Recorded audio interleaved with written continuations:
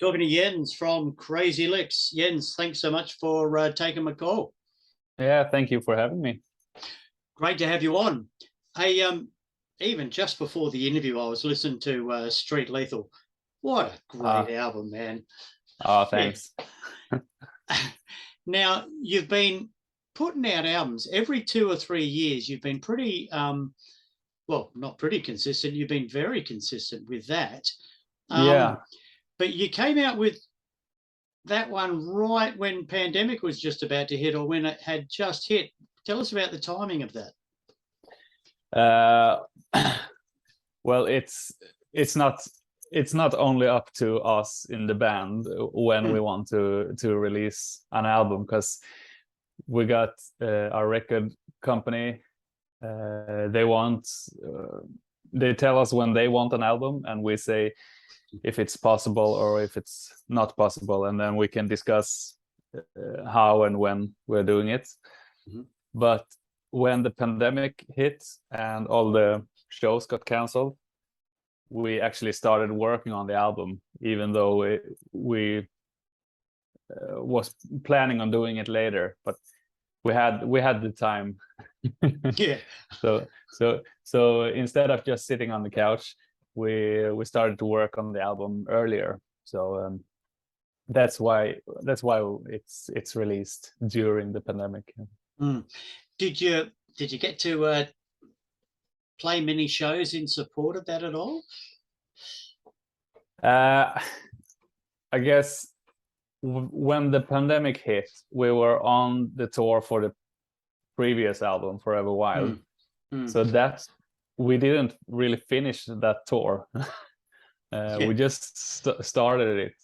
So when everything got canceled and we're starting discussing the new album, we never really felt we have done it all with the previous album. So, but I guess now we're on full on Street Lethal tour. So I think this Forever Wild tour will be something historical, that is like an cut-off tour. I was talking to Jonah T from Heat just the other week. Yeah. And we were talking about Crazy Lixx, and this, I'm going to read out a quote. He said, "I think it's a fucking great live band, and the music is meant to be heard live. So people coming to the shows are going to be in for a treat." That's nice words. Really nice words. Tell us about playing with them. You've crossed paths a number of times, I'm sure. Yeah, definitely. We play a lot of the same venues around in Europe, and we also play with them in America once, and obviously on the Monsters of Rock cruise. So we play with them a number of times all through the years, and we know them outside of the band now as well. Really great bunch of guys, and we have always been looking up to them as really great instrumentalists. They are all members of Heat, are like top of the line musicians.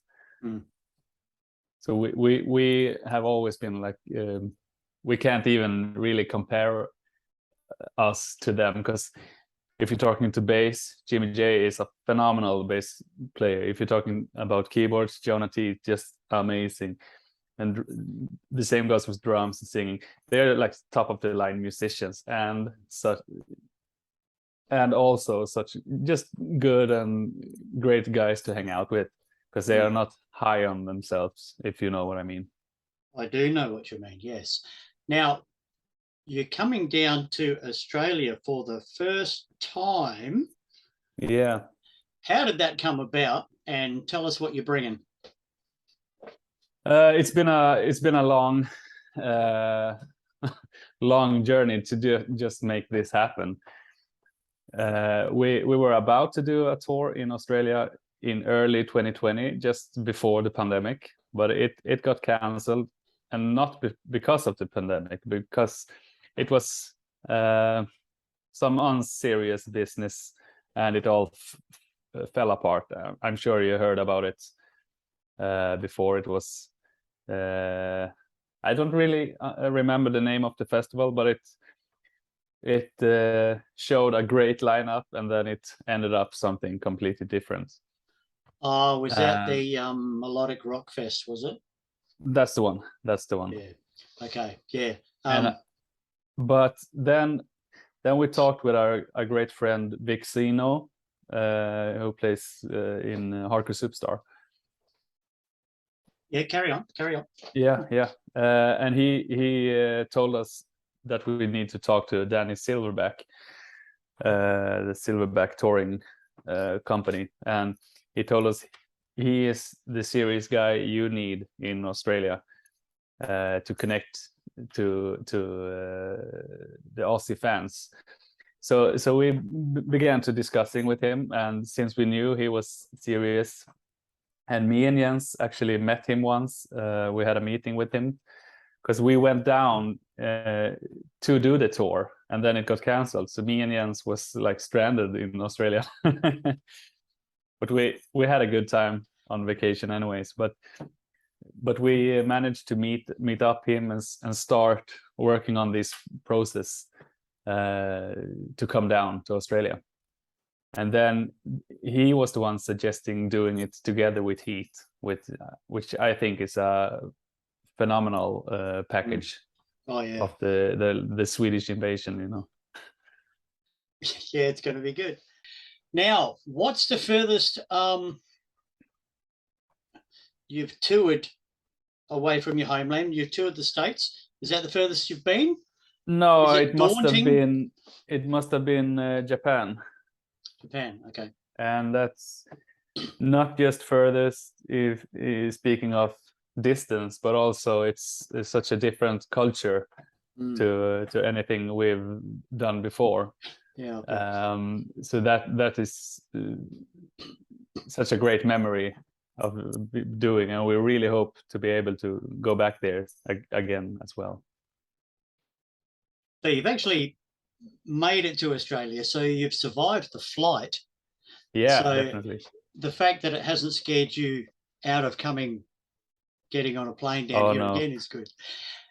In all the time you've been in the band or as a performing musician, what's the funniest thing that's happened to you? Any Spinal Tap moments for us? Actually, lots of Spinal Tap. We tend to... I can just get it straight that we're not this outrageous, super drunk band doing drugs and stuff. We're just trying to make good music and have as fun as possible doing that, and having fun seeing the places we are able to travel, you know. But every time you play, some weird things always happen, you know, and the most Spinal Tap moments is the classical when you don't find the way to the stage. And it actually happens way too often. And it's, you know, because we play a lot of venues, and often the venues are like rebuilt, maybe factory places or whatever, and you just go downstairs to take a piss, and then you can't find your way up, and you're standing there with your gear, and maybe you can hear the intro going on, and so those things really happen for real. Well, you're in Adelaide. You're playing at a place called the Gov, which is the Governor Hindmarsh Hotel. There's no chance of you getting lost there, so that's good news. Maybe something else will happen.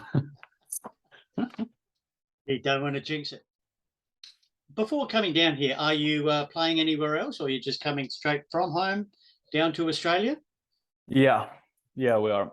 We're doing a minor UK tour, playing a festival next week, and then the weekend after, we're flying down to Australia to have a few days off before the tour starts. It's come around quick. Yeah, really. Yeah, I think we're leaving in like 2 weeks now. So I tell you what, it from was, nothing to nothing, and then suddenly, oh, now it's happening. yeah, yeah.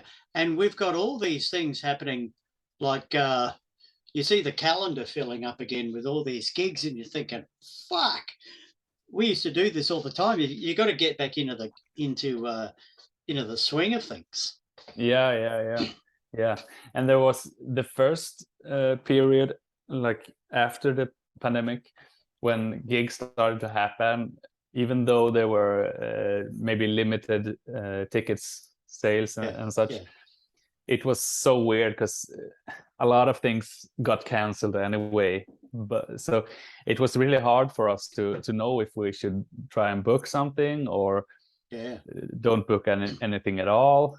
And all the like the prices for flying, they went through the roof. We often do these in-flights gigs. We fly to a place and do 2 shows and then fly home. So for us, that has been harder these days because it's so expensive to travel.